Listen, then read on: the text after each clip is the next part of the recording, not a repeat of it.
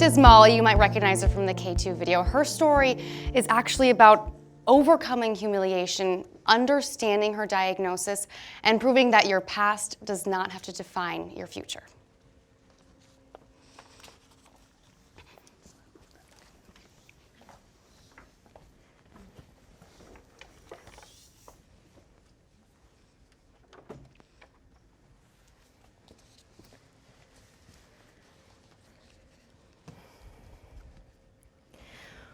When I look back on my childhood growing up in Portland, I have fond memories.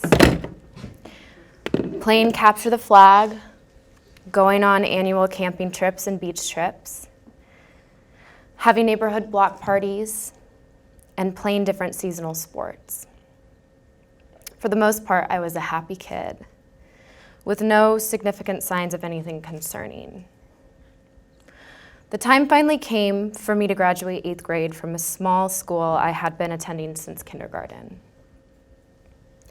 As it is for most 8th graders, the thought of high school was intimidating, but it was especially for me because I was going to attend Grant High School, a public school.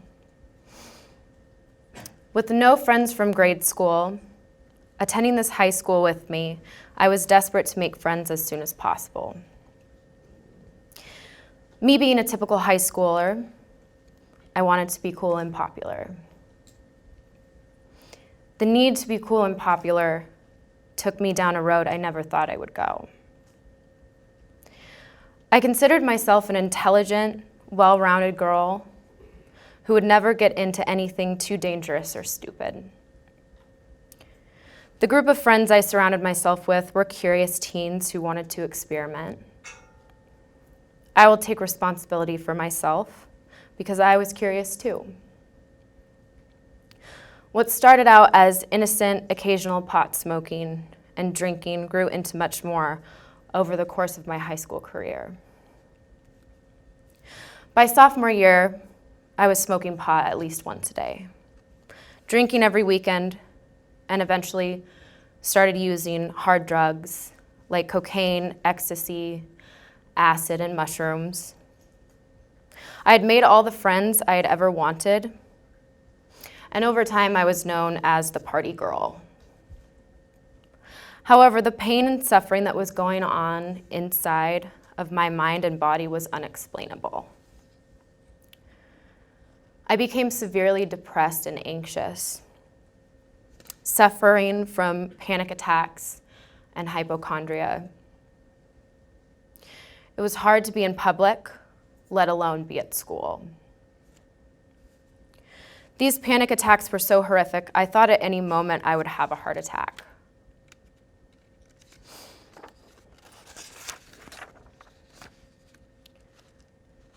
To try to put into words what my anxiety felt like and still at times feels like, including feeling unable to breathe, feeling a tightness and pressure in my throat as if it was closing, feeling a weight on my chest and a gut-wrenching, shooting pain throughout my stomach. My depression included sleeping more hours than hours awake because I didn't have to feel as much when I was asleep. Isolating myself from others, feeling worthless, hopeless, and insecure, and an inability to truly feel pleasure, laughter, or joy.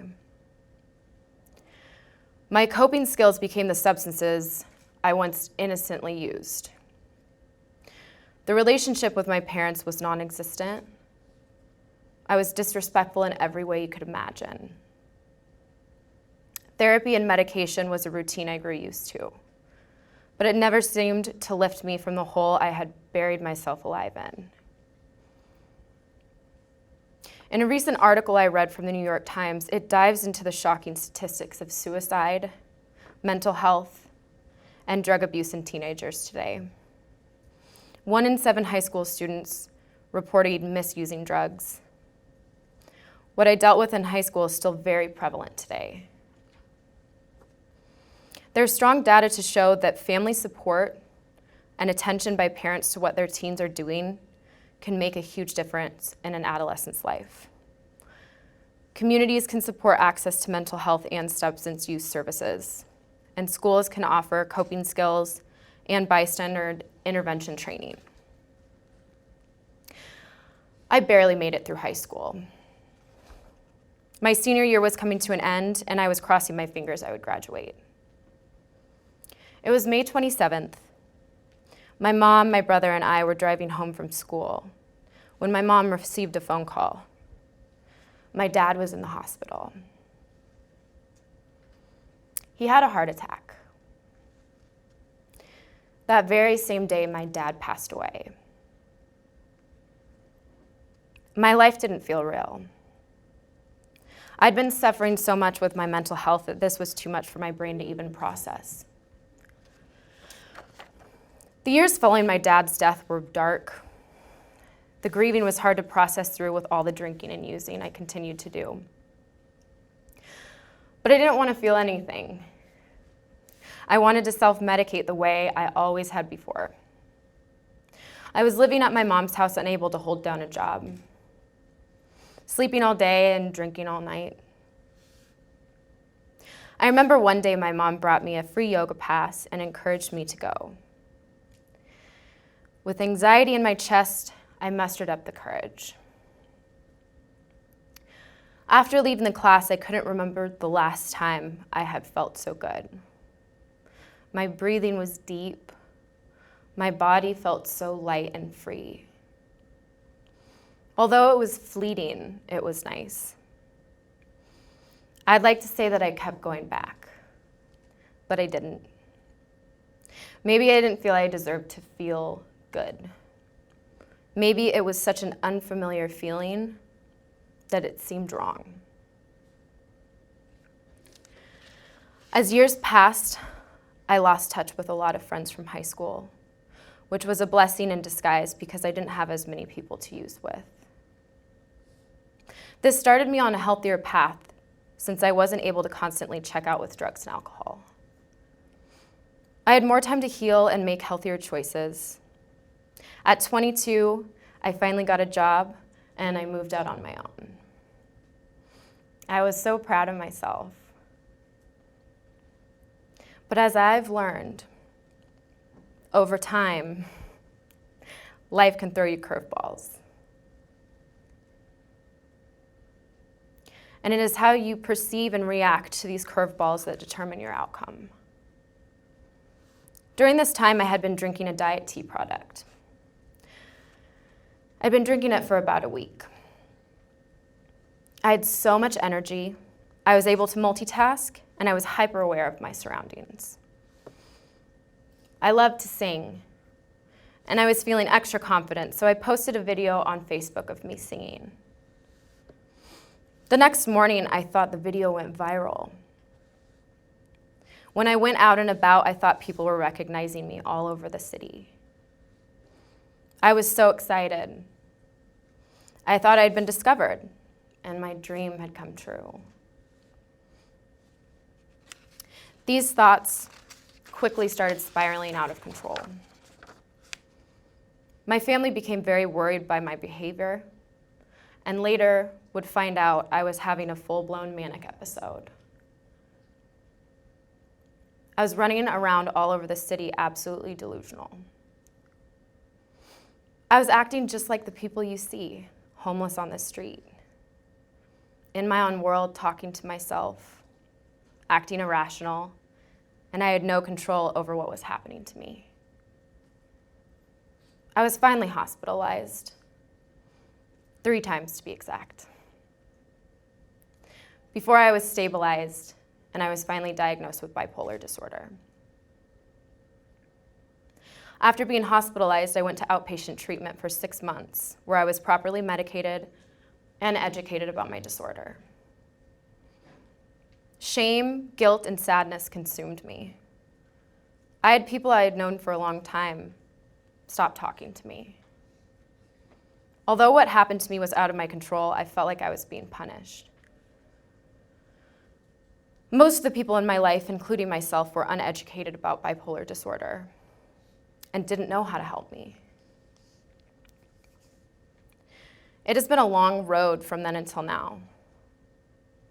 with support, medication, education, diet, exercise, hobbies, meditation, and a whole lot of self-love. I'm proud to say I'm a certified yoga instructor. I released my first single through a record label, and I'm going to school in winter for health and nutrition. I chose to go through yoga teacher training to enlighten myself. I wanted another tool I could add to my recovery. As an instructor, I want to bring a sense of peace and calm through the poses and breathing exercises. I also want to help others who are struggling with their mental health, much like I was. After a few years passed from my diagnosis, I started feeling the need to tell my story and bring awareness to the community about mental health. I found Asha through a woman I heard speak at a charity event who is also a storyteller. After I joined Asha, I've started to share my story at local high schools and have felt such a sense of peace and empowerment through sharing my story. When for so long I felt shame, guilt, and sadness. I've had multiple young teens come up and confide in me after hearing my story. They feel courageous enough to open up about their struggle after I did. I'm able to give them advice and hope, which is so important and rewarding. Humans can adapt and recover. It takes time and effort to find out what works best for you, but you can do it. With all of these tools and coping skills I have learned, I am proud to say I haven't had a manic episode since my first one, almost 6 years ago. And I plan to keep it that way. Struggling with your mental health does not mean you cannot recover and live a full life. I'm here to tell you, you can. I'm proud to be a part of Asha to bring hope and resilience to others and to end the stigma around mental illness. Does my story make you uncomfortable? Good, because there has never been any positive change without people feeling a little uncomfortable. Thank you.